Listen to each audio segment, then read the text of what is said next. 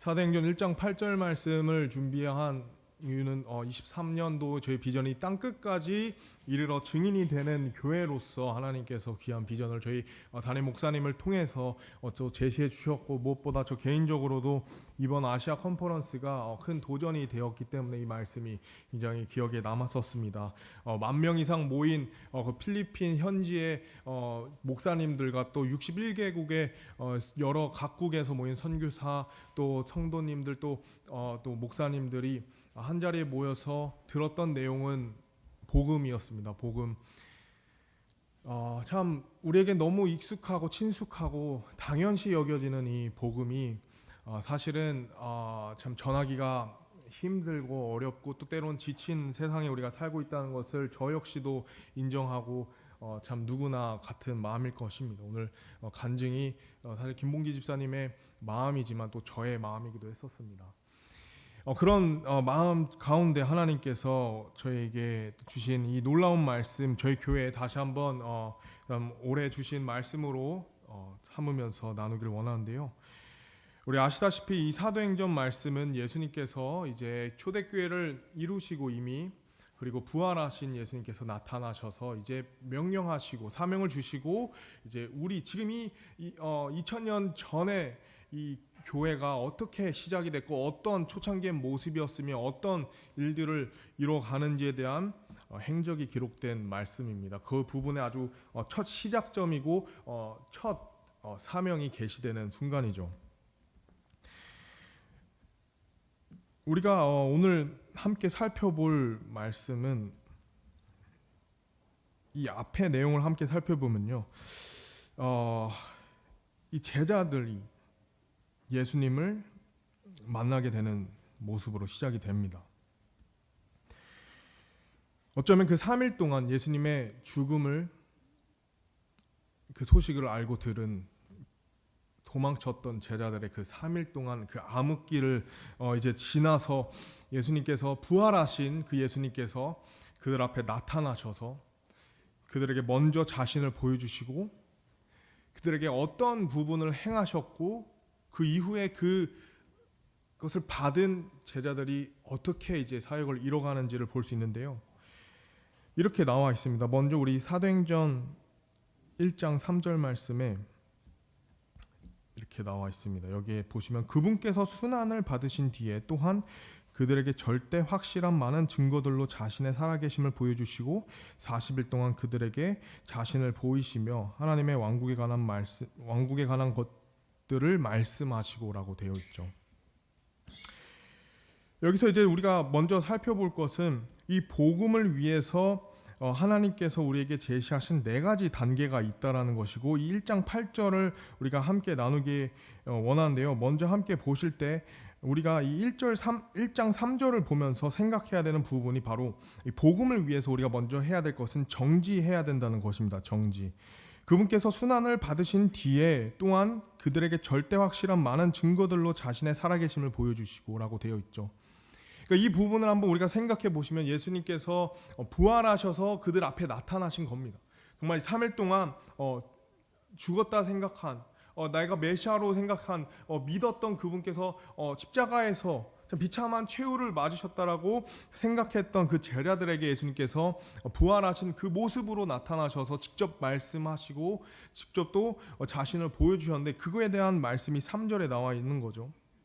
여기서 보시면 어떤 부분들이 있죠. 절대 확실한 많은 증거들 예수님께서 보여주십니다. 그리고 40일 동안 그들과 함께 하시면서 살아계심과 하나님의 왕국에 대한 것들을 가르치신다는 거죠. 우리가 생각해 보시면 정말 그 좌절과 혹은 낙담된 이 제자들이 정말 부활하신 예수님을 두 눈으로 목격하고 그분의 음성을 듣고 그분의 두 손과 발, 옆구리에 그 상처를 보면서 정말 나를 위해 부활하신 예수님, 정말 그분이 메시아시구나라는 것을 두 눈으로 목격하고 그 두 귀로 들었을 뿐만 아니라, 더 중요한 것은 예수님의, 부활하신 예수님의 하나님의 말씀을 직접 40일 동안 들었다는 것이죠.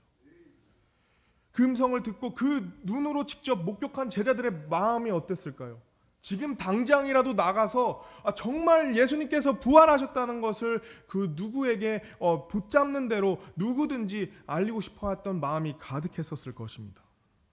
마치 그 누가복음에 나왔던 엠마오를 가던 그 두 제자처럼 예수님을 만났을 때 그 모세의 말씀을 통해서 자신을 드러냈을 때 그 성경 기록을 통해서 두 눈이 뜨게 된 그 제자들이 이제 그런 고백을 합니다. 우리의 마음이 성경 기록들로 인해서 불타지 아니하냐.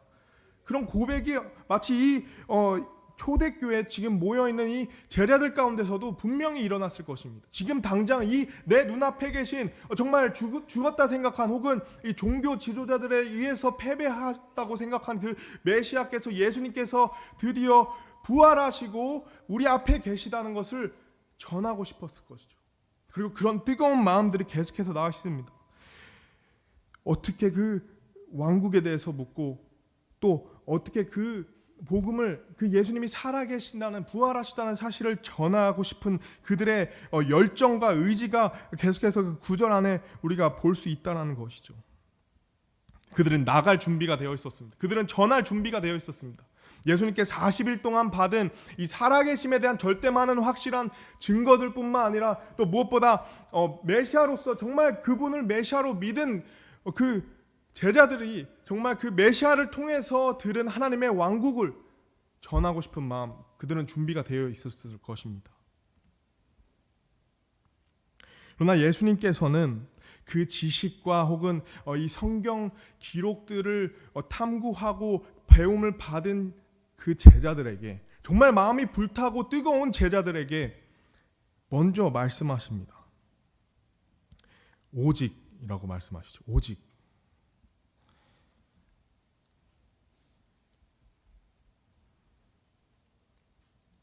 오직 성령님께서 너에게 오신 뒤에,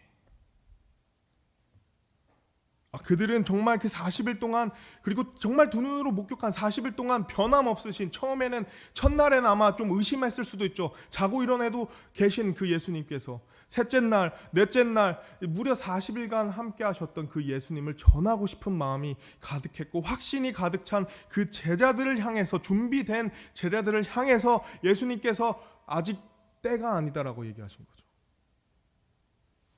오직, 여기서 but이라고 나옵니다. 영어로 but. 그러면서 뭐라고 얘기하시죠? 성령님께서 너희에게 오신 뒤에. 우리가 복음을 통해서 가장 중요하게 여겨야 될 사실은 우리의 준비도 중요하지만 우리보다 앞서 계시는 성령님 안에 우리가 준비되어야 된다는 사실입니다.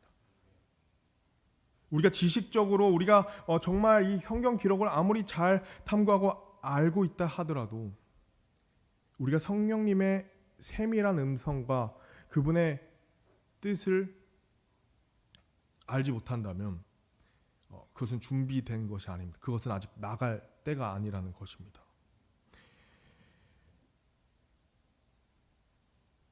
중요한 것은 성령님의 역사가 중요한 것이죠. 어쩌면 현대 교회에서 가장 우리가 간과할 수 있는 부분이 이것입니다. 더 이상 이 시대의 흐름에 따라 우리가 더 간과하게 될 혹은 더 놓치게 될 부분이 바로 이 부분입니다.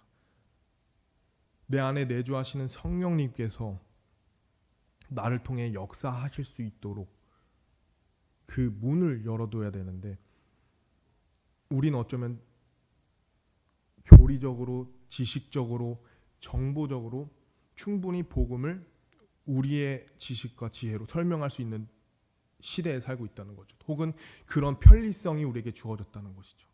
그러나 오늘 우리가 기억해야 될 것은 그런 것을 떠나서 우리가 그런 부분이 우리에게 복음을 전하는데 도움이 되지만 더 중요한 것은 그것이 성령님에 의해서 이루어지냐 하는 것입니다. 내 안에 내주하신 성령님께서 우리 삶에 역사하실 수 있도록, 혹은 내가 성령님의 그 세밀한 음성을 듣고 반응할 수 있도록 내 삶이 정돈돼야 되고, 또 내 삶이 주님 앞에 잠시 내려놔 줘야 된다는 것이죠. 그래서 예수님께서는 40일 동안 가르치시고 이제 됐지, 나가면 된다, 이제 내가 너희에게 보여줬으니 너희가 나를 믿고 나가면 된다라고 얘기하신 것이 아니라 성령님을 먼저 요구하셨던 것입니다. 성령님. 우리 삶에 과연 이 성령님을 어떻게 모시고 있습니까?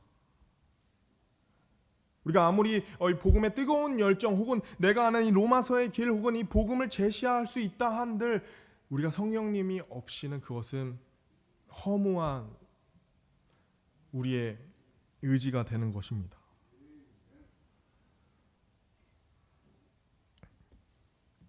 시편 62편 5절 말씀에 이렇게 나와 있죠. 내 호나 너는 오직 하나님만 기다리라. 내가 기대하는 것이 그분에게서 나오는도다. 우리가 이 땅끝까지 복음을 전하기 위한 혹은 우리 지역 사회의 복음을 내 주변의 복음을 전하기 위해서 내가 먼저 해야 될 것은 정지 상태가 돼야 된다는 거죠. 오직 잠시 내가 그 마음과 의지와 내 어떤 열정을 잠시 내려놓고 저는 준비가 됐으나 하나님께서 원하시는 것이 무엇입니까? 때론 그것이 나에게 전하지 않고 기다림이 될 수도 있고요. 때로는 당장 가서 전해야 될 수가 있는 것입니다. 그러나 중요한 것은 성령님께서 우리에게 무엇라 말씀하시냐. 그것을 아는 것이 중요한 것이죠. 중요한 것은 성령님이었습니다. 성령님보다 더 중요한 것이 그러나 있습니다. 바로 성령 충만이었습니다. 성령님이 내 안에 내주하시는 것도 중요하지만 내 삶에 성령님이 충만하게 역사하는 것이 더 중요하다는 사실입니다. 우리 안에 구원받은 하나님의 사람이라면 누구나 내주하시는 성령님께서 충만하게 역사하실 때 그때 우리는 이 사도행전의 놀라운 간증을 우리 삶에 경험할 수 있다는 것이죠. 우리 사도행전 2장 말씀을 보시면은 정말 이 성령님이 충만할 때, 성령님이 강림하셔서 이 충만할 때에 일어나는 일들을 보게 됩니다.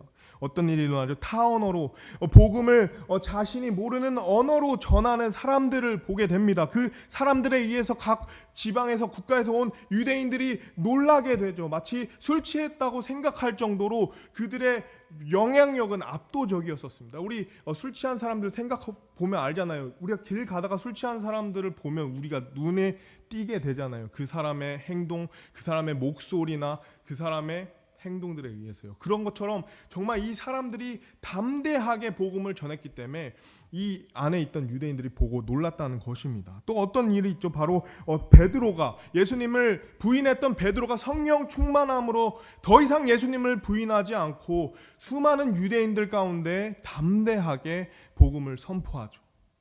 담대하게 복음을 선포합니다. 뿐만 아니라 이 담대함 가운데 그 열매가 수천 명의 혼이 그 마음이 찔리게 되는 거죠. 이것 또한 성령님의 역사로 이루어질 수 있었던 것입니다. 만약 그들이 때를 기다리지 못하고 성령님을 기다리지 못하고 본인의 확신과 혹은 그 예수님을 봤던 그들의 그 열정을 갖고 나갔다면 이런 일들이 일어나지 못했다는 것입니다. 우리 교회 정말 이 복음 다운 복음, 성경적인 복음, 올바른 교리 또 침례교회로서의 그 열정적인 전도와 또 설교에 앞서서 사실 우리의 그것이 색깔이고 또 우리의 정체성이지만 중요한 것은 그것이 초대교회의 모습과 닮아가기 위해서는 성령님의 역사가 필요하다는 것이죠. 성령님의 역사가 필요하다는 거죠. 성령님과 어떻게 교통하고 계십니까? 우리가 이 세상을 살면서 더 붙들어야 되는 것은 믿음이고요. 믿음은 하나님의 말씀에 의해서 옵니다. 하나님의 말씀을 통한 믿음이 성령님의 충만함으로 우리 삶에 드러나는 것이 그리스도인이 이 지식이 충만한 시대에 자신을 증명할 수 있는 길인 것입니다. 지식이 점점 증가하고 정보가 점점 증가하면요. 믿음은 하찮은 것으로 치부됩니다. 우리가 그런 시대에 살고 있습니다. 제가 챗 GPT 얘기를 듣고 몇 번 해봤습니다. 재밌는 질문들도 해보고요. 성경에 관련된 질문들도 해보고요. 그러면서 느낀 부분이 있다면 믿음을 AI는 가치 있게 여기지 않습니다. 나름대로 자기의 그 객관적인 정보 혹은 보편적인 그 사실들에 대해서 강조를 합니다. 믿음은 그거는 사람들을 믿음에 따라 다른 거고 대부분의 사람들이 믿는 거는 이런 거야. 성경이 진리입니까 하면은 그것 또한 다른 여러 사람들의 믿음에 의해서 되지만 그 성경에 대해서는 여러 가지 관점들이 있어 오류가 있다라고 또 얘기를 해. 믿음이라는 것을 인정하지 않습니다. 정보력, 객관적인 사실 그것만을 제시하는 세상. 근데 그것을 대다수의 사람들이 믿게 된다면요, 우리의 믿음이 하찮게 여겨질 수 있다는 거죠. 그러나 하나님의 말씀은 믿음으로, 의인은 믿음으로 말미암아 산다고 했습니다. 그리고 그 믿음의 삶은 곧 우리의 성령 충만함으로 이루어진다는 것이죠. 복음이 있으나 성령 충만함이 없이는, 성령님의 세밀한 음성에 우리가 귀 기울일 마음과 준비가 되어 있지 않으면 이 복음은 그저 우리가 갖고 있는 좋은 것에 그치는 것입니다. 그에 따른 증거들이 또 다른 신약 성경 말씀에도 있습니다. 데살로니가전서 1장 5절 말씀을 보시면 이렇게 돼 있죠. 이는 우리의 복음이 말로만 너희에게 다다르지 아니하고 권능과 성령님과 많은 확신으로 다다랐기 때문이라. 여기서 말하는 이 데살로니가 교회는 그 지방 주변에 있던 교회들에게 정말 본이 되는 교회 중 하나였었습니다. 근데 그 이유에 대해서 사도 바울이 얘기하기를, 단순히 복음이 지식으로나 정보로나 말로만 변증학적으로 이것이 단순히 증명돼서 설명된 것이 아니라 바로 이 권능과 성령님 안에서 얻게 된 많은 확신으로 다다랐기 때문에 그런 본과 결과와 그런 열매들을 얻을 수 있다라고 얘기하는 것이죠.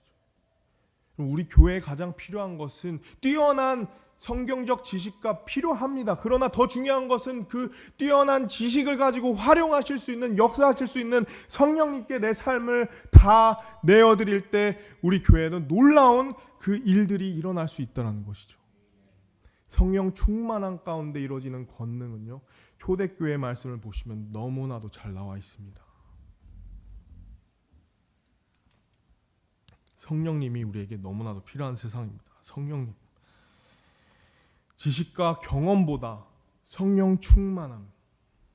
지식과 경험보다 성령 충만함. 그것이 우리에게 가장 필요한 부분인 것이죠. 성령 충만함을 통해 우리는 이 하나님의 놀라우신 일을 볼 수 있는 기회를 얻기도 하고요. 또 더 나아가서 성령 충만함을 통해서 이 세상으로부터 오는 핍박과 고난과 어려움을 극복해 나가며 그 복음을 위해 전진하고 진전하는 우리의 삶을 얻게 될 수 있습니다. 어쩔 때요, 성령 충만할 때. 성령님께서 구약 시대에는 영원히 내주하시는 분이 아니었었습니다. 때로 가끔 오셔서 놀라운 일들을 펼치죠. 대표적으로 모세나 다윗이나 삼손이 있잖아요. 구약 시대는 성령님이 내주하시지 않았습니다. 그러나 예수 그리스도의 그 단 한 번의 이룬 속죄로 인해서 이제는 우리가 영원히 성령님에 인해서 인치심 받은 우리 안에는 성령님께서 내주하시고 우리가 우리 삶을 하나님께 내어드릴 때, 성령님께 내어드릴 때 언제 어디서나 어떻게든 우리의 생각과 우리의 길 이상이 되시는 그 방법들로 이뤄가실 수 있는 분이 바로 우리 안에 영원히 내주하신다는 것이죠. 그렇기 때문에 우리가 땅 끝까지 증인이 될 수 있다는 사실입니다. 그러나 성령님이 없이는 가능하지 못한 것이죠. 저는 참 이 부분이 굉장히 찔림이 됐었습니다. 교회 사역을 배우고 보고 하면서 참 그 전문적이고 체계적인 시스템과 프로그램들, 제자 훈련 혹은 새로운 사람들을 올 수 있는 프로그램들, 저는 그 부분에 대해서 단순히 그냥 가볍게 생각은 하지 않습니다. 굉장히 발전돼야 되는 부분입니다. 계속 고민하고 또 여러 가지 피드백이 필요합니다. 그 부분을 굉장히 중요하다고 지금도 생각합니다. 하지만 이 부분만큼이나 혹은 이 부분보다 더 중요한 것이 바로 성령님의 음성을 귀 기울이는 것입니다. 이것을 알게 되었습니다. 정말 잘 조력을 하고 잘 섬기며 정말 이 교회가 50년 반세기 이상 이어진 이 교회가 더 하나님 앞에 크게 쓰임 받았으면 좋겠다라는 그 마음 가운데 그 부분을 봤다면 정말 중요한 것은 이런 부분이 갖춰져서 내가 성공하고 우리 교회가 참 발전됐고 성숙했고 성장했다라고 말하는 것이 아니라 이런 부분이 조금은 미약할지라도 여기 계신 한 분 한 분이 이 성령 충만함 가운데 복음을 전하는 삶을 산다면 이게 더 성공이구나. 이게 더 발전되고 성장한 거구나. 내가 복음을 위해서 나의 이 이기적인 마음을 내려놓고 내가 나의 것을 내어주고 내가 그리스도의 향기를 드러내는 삶을 산다면 이것이 바로 성공적인 교회의 모습이구나 라고 생각을 했었습니다. 교회의 놀라운 체계나 혹은 큰 재정이나 인재나 혹은 그 여러 가지 우리가 흔히 말하는 교회가 잘 된다는 그런 요소들보다 더 중요한 것은 각 개인의 삶에 성령 충만한 이 그리스도인들이 되는 것입니다. 그리고 그 성령 충만은 놀랍게도 복음에 우리가 집중할 때 일어납니다. 다른 여러 가지들도 참 많지만 성령님께서 유독 요동치시고 유독 강하게 역사하시는 순간이 있다면 성경 말씀을 볼 때 복음이 가장 많았습니다.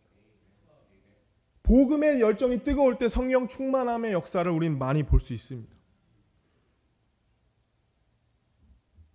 이 복음, 예수님께서 3일 만에 부활하신 나의 죄를 위해 십자가에서 피 흘려 죽으시고 묻히시고 3일 만에 부활하신 이 놀라운 진리를 위해 살아가는 사람들에게 성령님께서 가장 크게 요동하시고 또 역사하시고 드러나신다는 것이죠. 그리고 그 한 사람 한 사람들이 모여서 그 교회가 이루어졌을 때 그 교회가 드디어 빛을 발하기 시작한다는 것입니다. 복음이 중심이 돼야 된다. 복음에 열려 있어야 된다는 것이죠. 뒤에 초대장 혹은 그 안에 있는 전도지가 마련되어 있지만 복음에 대해서 우리가 너무 잘 알고 있지만 성령님께서 말씀하시지만 외치시지만 우리가 순종하지 않는다면 우리 교회가 아무리 주변에서 혹은 우리 스스로가 교리적이고 또 우리가 올바르다 하더라도 그 일이 일어나기 어려울 수 있다는 것이죠. 우리는 그 좋은 하나님께서 주신 달란트들을 성령님의 역사에 의해서 이뤄가야 된다는 것입니다. 복음에 우리의 시선이 잃어버린 영혼을 향해 있어야 된다는 것이죠. 이제 날이 풀리고 봄이 되었습니다. 어쩌면 사람들의 마음도 조금은 풀렸을 수 있을 것입니다. 우리 함께 전도할 수 있는 기회를 얻기를 원합니다.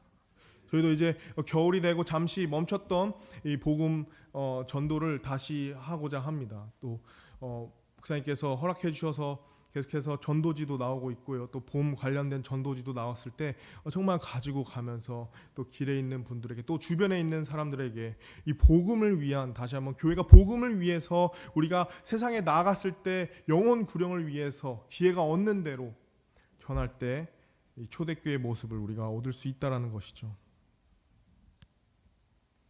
복음을 위해서 우린 잠시 정지하고 성령님의 음성에 귀를 기울여야 된다는 것이죠. 두 번째로 우리가 봐야 될 것은 복음을 위해서 우리는 이제는 전진해야 복음을 위해서 우리는 전진해야 되죠. 1장 8절 말씀에 오직 성령님께서 너희에게 오신 뒤에 너희가 권능을 받고 이 권능이 나옵니다.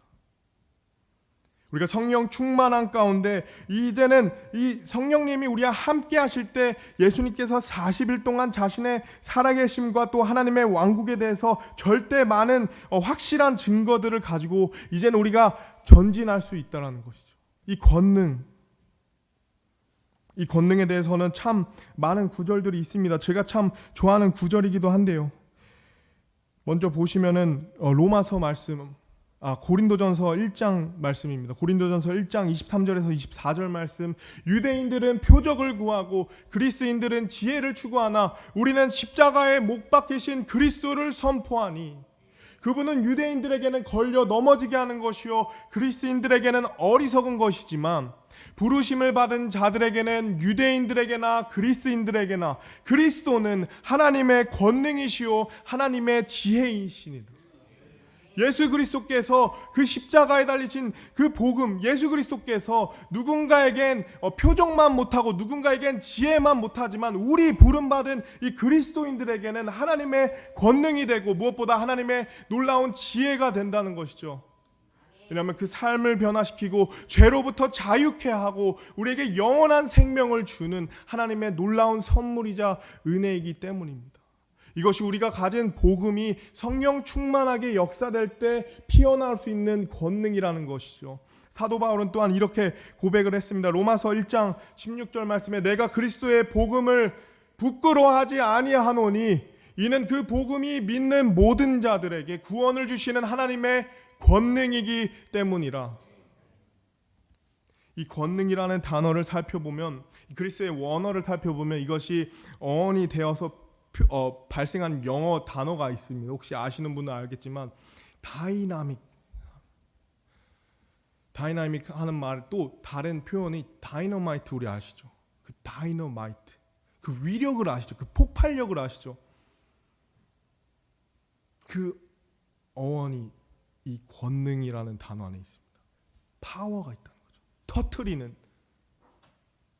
파워가 있다는 것입니다. 요새는 많은 그리스도인들이 이 파워를 상실한 채 살아갑니다.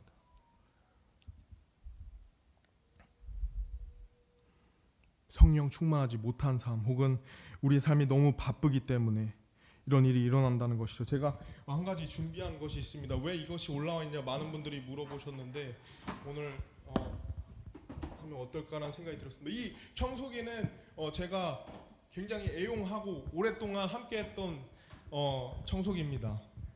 이것의 위력은 일단은 상당히 오랫동안 고장난 적이 한 번 있었는데 그것도 굉장히 미미해서 금방 또 치유가 됐고요. 그리고 여기에 다양한 이 물품들이 있습니다. 좁은 부분 얼마든지 청소할 수 있고요. 또 여기 보면은 솔이 있어서 또 깨끗하게 할 수 있고 또 넓은 부분들이 많고요. 무엇보다 이것이 가볍기도 가볍고 또 이 위력이 엄청납니다. 굉장히 많은 것을 빨아들일 수 있습니다. 어디든지 무엇이든지 바퀴벌레 시체든 제가 이걸로 못 빨아본 게 없습니다. 모든 것을 다 빨아들일 수 있습니다. 이것을 제가 지금 작동을 한번 해보는요. 그것을 제가 보여드리기를 원합니다.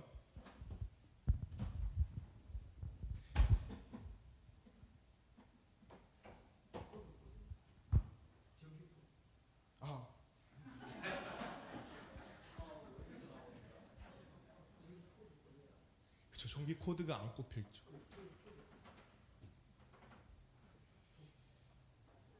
네. 뽑으면 소리가 날 것입니다. 제가 말씀드리고 싶었던 거는 사실 이것의 위력은 있지만 마치 그리스도인들이 하나님의 은혜 가운데 많은 권능과 위력이 있지만 안타깝게 성령 충만하지 못한 그들의 삶 속에 이 위력은 있으나 그 위력을 실현할 수 없는 이 청소기와도 같다라는 것이죠. 제가 사실 알았는데 약간 모른 척을 했습니다. 죄송합니다. 우리 삶이 이렇다라는 거죠. 많은 기능이 있고 많은 능력을 주셨는데 많은 달란트들이 있는데 단순히 이 한 이유 때문에 우리가 성령님께 우리의 삶이 꽂혀 있지 않기 때문에 그분을 통해서 우리의 이 능력이 이루어지지 않게 되는 것입니다. 이 권능을 우리 삶에 경험할 수 없다는 것이죠. 네, 잠시 내려놓겠습니다. 나중에 궁금해 보신 분들은 한번 코드를 꼽아서 사용해 보시면 될 것 같습니다.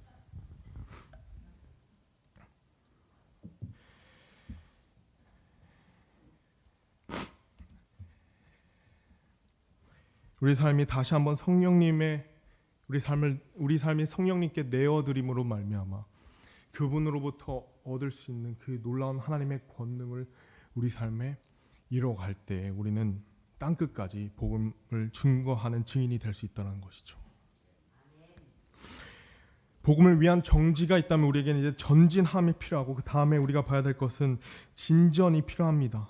이 일이 점점 더 나아져야 된다는 것이죠. 1장 8절 말씀에 보시면 오직 성령님께서 너에게 오신 뒤에 정지된 우리가 이제 너희가 권능을 받고 전진할 때에 이 진전이 이루어진다는 것입니다. 예루살렘과 온 유대와 사마리아와 땅의 맨 끝 지역까지 이르러 성령 충만함을 통해 권능으로 우리에게 주어진 이 복음의 영역이 점차 진전되고 넓혀져야 된다는 것이죠. 예루살렘으로부터 그치는 것이 아니라 온 유대가 돼야 되고 사마리아 그리고 이제는 땅의 맨 끝 지역까지 이르러서 내가 증인이 되어야 된다는 것입니다. 많은 사람들이 오랜 신앙 생활 속에 내 신앙은 하나님과의 관계는 두터워졌지만 내 복음의 반경은 여전히 처음 태어났을 때 그 반경만 못합니다. 예루살렘조차 두려워하는 사람들이 많습니다. 혹은 땅의 맨 끝 지역까지 준비된 자들이 있습니다. 여기서 저는 이 부분을 생각해 보고 싶습니다. 우리 목사님께서도 수요일 날 요한복음 4장 말씀을 통해 사마리아에 대한 말씀을 해주셨는데 너무 큰 복이 되었었습니다. 먼저 나의 예루살렘 우리가 생각해 볼 수 있습니다. 나의 예루살렘은 어느 곳인가? 바로 내 주변 가까운 사람들, 내 친구들이 되겠죠. 내 가족들이 되겠죠. 내 주변에 내가 가장 가까이서 혹은 이 복음을 전하는데 조금은 부담이 안 되는 그 정도로 가까운 그러나 복음을 모르는 누군가가 될 수 있다는 것이죠. 이번에 나의 온 유대를 생각해 본다면 이제는 내 이웃이 될 수 있고요. 내 회사 동료나 혹은 이 지인들이 될 수 있다는 것입니다. 내 복음이 이제는 내 가까운 사람들부터 시작해서 조금은 더 넓게 내 복음의 삶이 점점 진전돼야 된다는 것이죠. 그런 삶을 우리가 살아갈 때에 우리가 더욱더 그리스도인답게 또 하나님과 좋은 교제 가운데 성장되고 성숙될 수 있다는 것입니다. 그러나 때로는 우리가 삶을 살면서 이 예루살렘과 온 유대까지는 내 인생에 있어서 좀 편할 때가 있습니다. 그러나 예수님께서 오늘 우리에게 말씀을 주신 것이 바로 이 사마리아입니다. 사마리아. 많은 사람들이 어쩌면 예루살렘과 온 유대까지는 많은 사람들이 경험해 봤을 것입니다. 그러나 이 사마리아만큼은 하나님과 실랑이를 벌이든 혹은 내적인 갈등이 일어날 수 있다는 것이죠. 사마리아.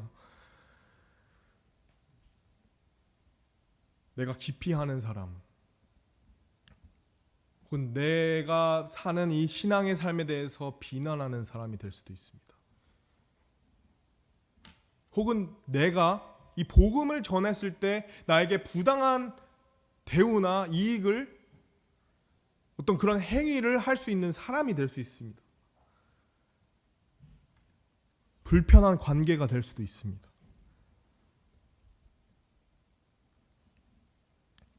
그러나 예수님께서 오늘 말씀하시길 사마리아를 감사하게는 수요일 날 목사님께서 말씀을 전해 주셨을 때 예수님께서 먼저 거기를 통과하시다.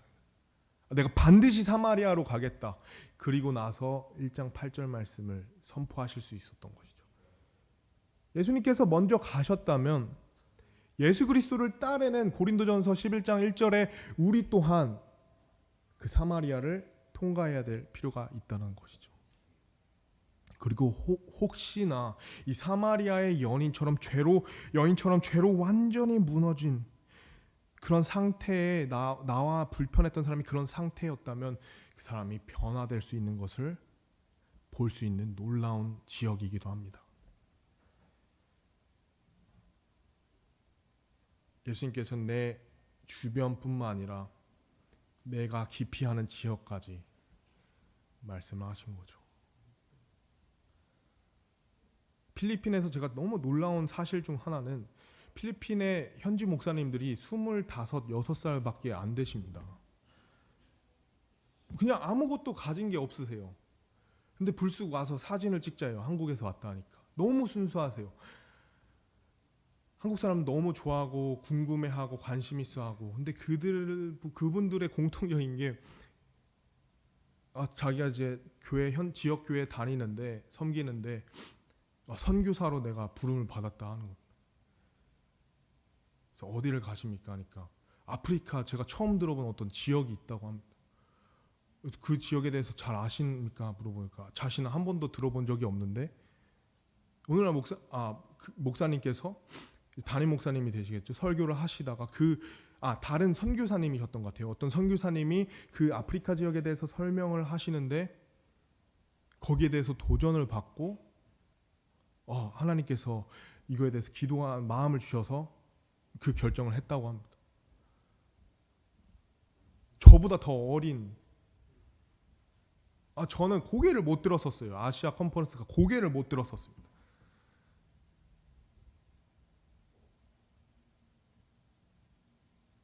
선교의 사명이 출중한 사람들이 모여 있어서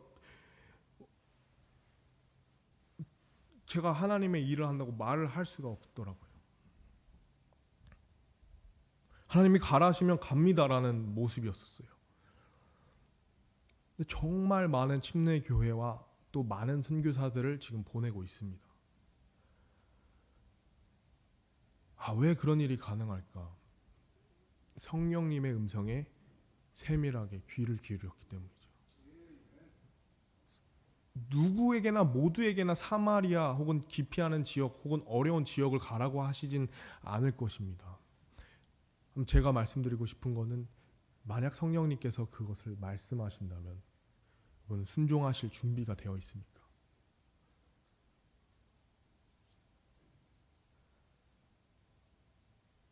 우리에게는 그런 도전이 필요하다는 것이죠. 갑자기 생각난 구절이 빌립보서 2장 13절 말씀에 하나님께서 이렇게 말씀하십니다. 자신의 선한 기쁨에 따라 너희 안에서 일하사 원하게도 하시고 행하게도 하시는 분은 하나님이시니라.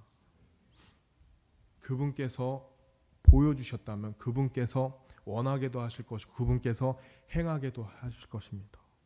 다만 우리는 그분의 음성에 귀를 기울여야 된다는 것이죠. 마지막으로 우리가 이 사마리아라는 이 지역을 넘어선다면 예수님께서 우리에게 제시하신 또 다른 지역은 바로 땅의 맨 끝 지역입니다. 그리고 오늘 2023년도 승리성서 침례교회 하나님께서 보여주신 지역이죠. 온 유대 혹은 예루살렘의 증인이 되는 교회, 온 유대의 증인이 되는 교회, 사마리아까지만 증인이 되는 교회라고 하시지 않고 창립기념 예배인데 그 표가 뭐였죠? 땅의 맨 끝 지역까지. 우리 이 선교의 사명에 도약을 원하시는 것 같습니다. 땅의 맨 끝 지역까지.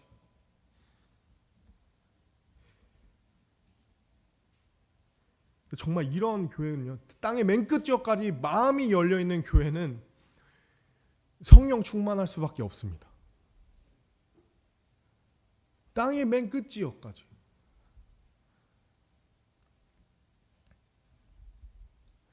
땅의 맨 끝 지역까지는 갈 수는 없지만 내가 직접적으로 가는 분들도 있지만 갈 수는 없지만 마음으로 또 물질로 또 기도로 함께 할 수 있는 분인 거죠. 그분들의 일에 대해서 같이 공감해주고 하나님의 마음을 알고 그들과 함께하는 교회. 나와는 혹은 내 인생의 적용으로 삼자면요, 땅의 맨 끝 지역은 나와 전혀 이제는 상관없는 사람들을 말합니다. 예루살렘 온 유대는 나와 관계 있는 사람들, 사마리아는 그 중에서 나를 불편하게 하고 내가 기피하는 사람들. 그렇다면 땅의 맨 끝 지역은 이제는 나와는 전혀 상관이 없지만 단지 잃어버린 상태의 영혼들을 향한 내 마음이 연민함과 예수 그리스도의 그 마음과 복음을 향한 그 마음으로 가득한 그런 사람들을 얘기를 하는 것이죠. 복음이 점점 내 삶에서 진전을 이루어야 된다는 거죠. 내 전진하는 삶이 점점 내 삶의 반경이 복음의 반경이 진전되어야 된다는 것입니다. 그러므로 다시 한번 우리가 볼 수 있는 것은 그리스도의 정체성 그리고 교회의 성장과 성숙은 이 복음을 향한 뜨거움에 달려 있습니다. 이 복음을 향한 뜨거움에 달려 있습니다.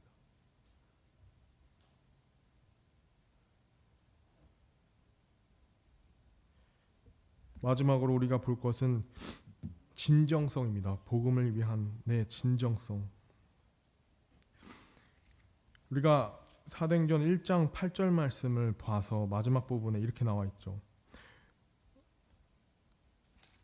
오직 성령님께서 너에게 오신 뒤에 정지하고 너희가 권능을 받고 전진하면서 이제 내 삶이 어떻게 되죠? 예루살렘과 온 유대와 사마리아와 땅의 맨 끝지역까지 이르러 진전되었을 때 이제 내가 요구되는 것은 바로 진정성이죠. 나를 위한 증인들이 되리라 하시니라. 나를 위한 증인들.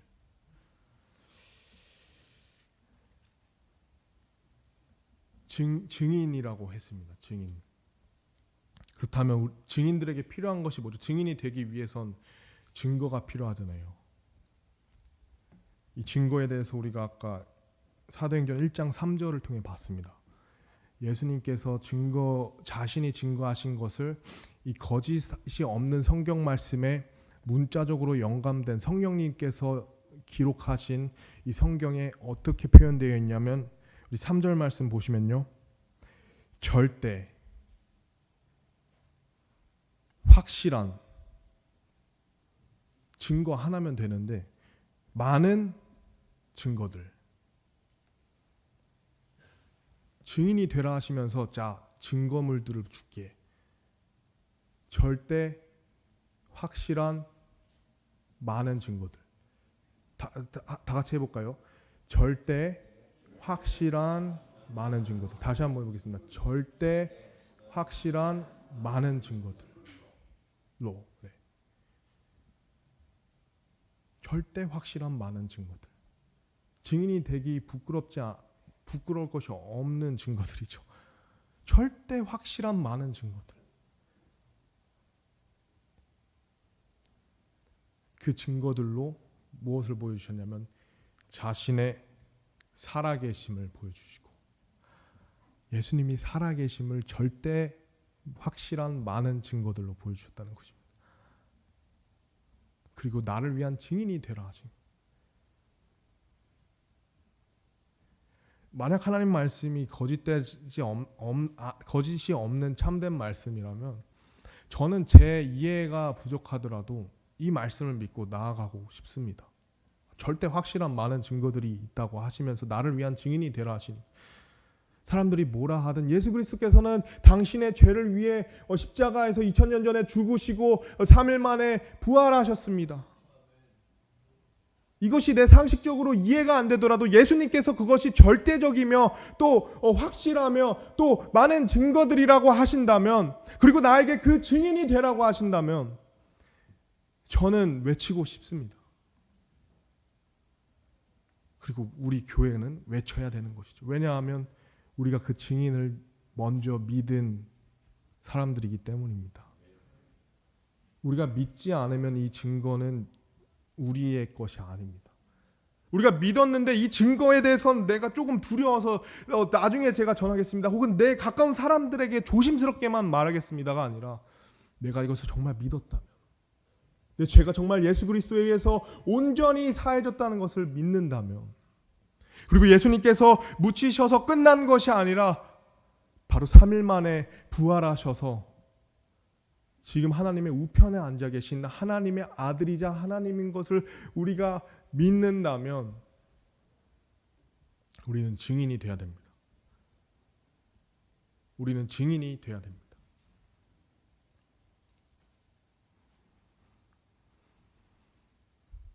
우리가 절대 확실한 많은 증거들을 영어 단어로 하면 infallible이라고 되어 있습니다. infallible. 이것에 대한 사전적 용어는 논쟁의 여지가 없는. 예수님께서 논쟁의 여지가 없는 증거들을 주겠다. 절대적이고 오류가 없는. 이 infallible이라는 단어가 이 성경의 보존에 대해서 많이 쓰이는 표현입니다. 성경에 오류가 없다라고 할 때 infallible이라고 해요.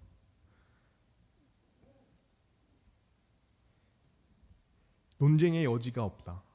논쟁을 펼치려 하겠죠. 과학적으로 믿음과 별개라고 얘기를 하겠죠. AI는 그렇게 얘기할 겁니다. 사람들은 그렇게 믿을 것이고 그것도 믿음이 필요하죠. 그렇게 얘기할 것입니다. 그러나 우리의 하나님의 말씀에 대한 믿음, 예수님께서 자신의 이 십자가의 죽음과 묻히심과 부활에 대해서는 논쟁의 여지가 없는 것이다라고 얘기하셨습니다. 우리는 그것을 논쟁의 여지 없이 전해야 되는 것이죠. 논쟁의 여지가 없으니 전하라는 부분을 갖고 하나님과 논쟁을 펼쳐서는 안 된다는 것이죠. 성령 충만한 가운데 권능으로 전하는 이 교회는 논쟁의 여지가 없는 증거들을 갖고 있는 증인들의 무리인 것입니다. 논쟁의 여지가 없습니다. 여지가 없습니다. 틈이 없습니다. 살아계심을 보여주실 뿐만 아니라 두 번째로 보실 것은 하나님의 왕국에 관한 것들이에요. 하나님의 왕국에 관한 것들이 무엇이죠? 예수님께서 다시 오시는 것을 얘기합니다.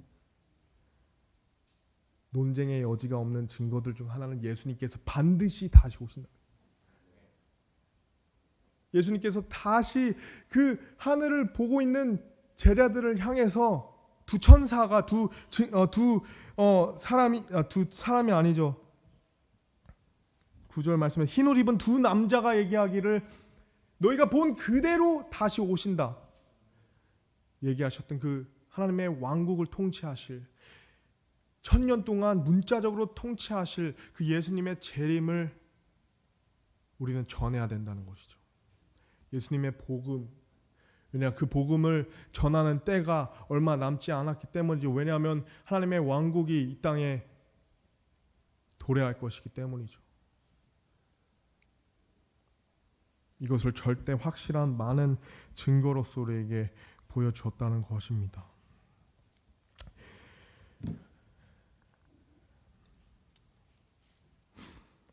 그러므로 결론 말씀으로 마치도록 하겠습니다. 우리에게 필요한 것 세 가지 정도 됩니다. 첫 번째 우리가 봐야 될 것은 사도행전 1장 13절 말씀입니다. 그들이 절대 확실한 많은 증거들로 40일 동안 살아계심과 하나님 왕국에 대해서 듣고 나서 성령님을 기다리라는 그 말씀 가운데 그들이 행했던 모습 가운데 우리의 결론과 적용을 삼기 원합니다. 13절 말씀에 이렇게 되어 있습니다. 그들이 도시로 들어가 베드로와 또 야고보와 요한과 안드레와 빌립과 도마와 바돌로메와 마테와 알페오의 아들 야고보와 셀롯 시몬과 야고보의 형제 유다가 머물고 있던 다락방으로 올라가서, 먼저 우리는 모이기를 힘써야 됩니다. 결코 복음은 혼자서 개인이 신앙을 갖고 살면서 많은 이루어질 수 없습니다. 물론 우리가 각 세상에 이제 다시 나갔을 땐 필요하지만요, 우리에게는 이 다락방이 필요한다는 것이죠. 목사님께서 오늘 말씀을 통해서 장소의 중요성을 얘기는 하시지 않았습니다. 그러나 모임의 중요성에 대해서 굉장히 강조하셨죠. 이 다락방이라는 것이 사실 어떻게 보면 굉장히 우리가 느껴지는 대로 하나님의 놀라우신 일을 이루기에는 좀 작아 보일 수 있습니다. 그러나 장소의 문제가 아니죠. 모임의 문제인 것입니다. 이 다락방에서 어떤 일이 일어나면요, 마지막 만찬을 예수님께서 이루시고요, 거기서 이제 죽으심, 묻히심, 부활하심을 나타내시죠. 그 다음에 죽은 3일 만에 부활하셔서 이 다락방에 있던 제자들에게 나타나신 곳입니다. 이 다락방이 하찮아 보이는 장소일지라도요, 거기에 예수님께서 자신의 죽으심과 묻히심에 대해서 만찬을 통해 보이셨고 부활하신 예수님을 통해서 복음의 완성을 경험할 수 있었던 곳이었습니다. 뿐만 아니라 어떤 일들이 있었냐면 아시다시피 이 성령 충만함의 역사가 시작된 곳이죠. 이 모임의 중요성을 잘 생각해 보시기 바랍니다. 마지막으로 이 이후에 교회에서 중요한 이 의회 혹은 회의들이 있었을 때 이 다락방에서 모여서 했었습니다. 다락방.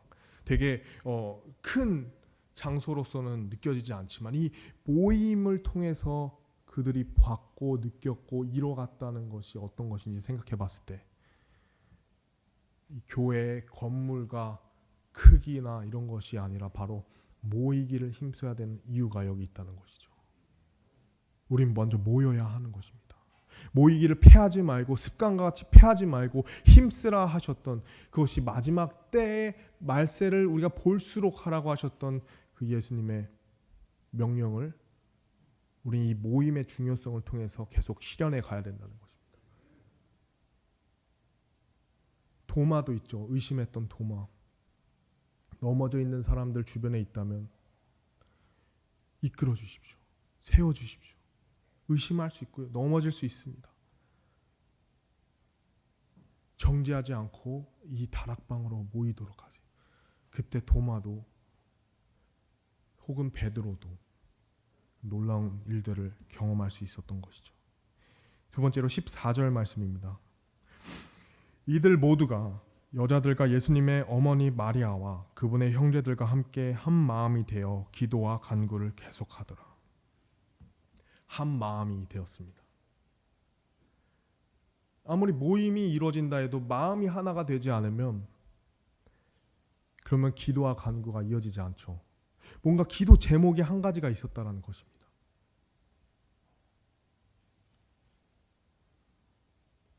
바로 그 성령님의 임재와 충만함의 역사를 기다렸던 것이죠. 예수님의 명령과 사명에 대해서 한 마음이 되었다는 것입니다.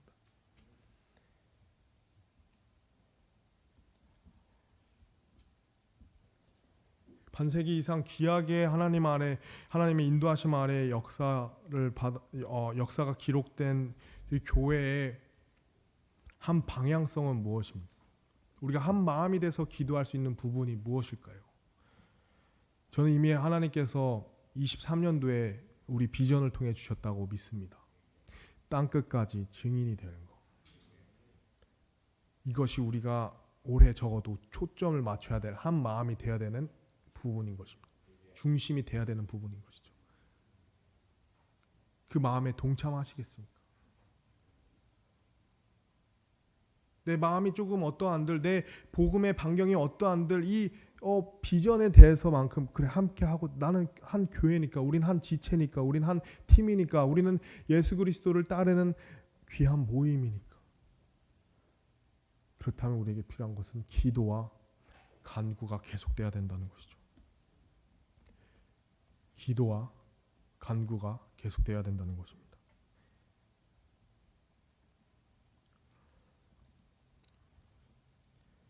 그렇다면 하나님께서 우리에게 분명히 뜻과 방향을 보여주실 거라고 믿습니다.